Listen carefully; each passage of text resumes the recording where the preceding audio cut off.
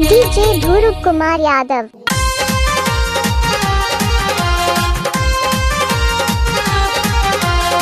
अपने सुन रही थी गंगा कैसे की प्रशस्ति। हरदिया गे मैं हरदिया गे हरदिया गे मैं हरदिया गे अगे मैं हरदिया तुई भपा तरना अगे मैं हरदिया तुई भपा तरना अगे मैं हरदिया तुई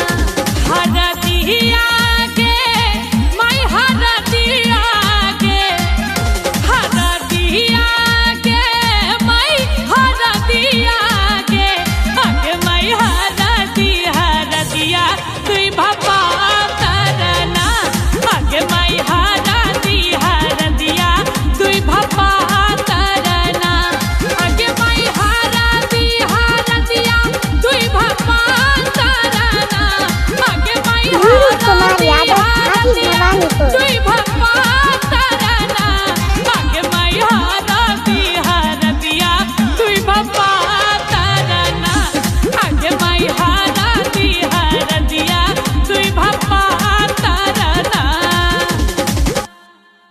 हम हो बधाई लेबै सियासु मारी लेबै अनधाना हो ललना जागल जनक केर भाग सुनैना अंगना मंगल हो।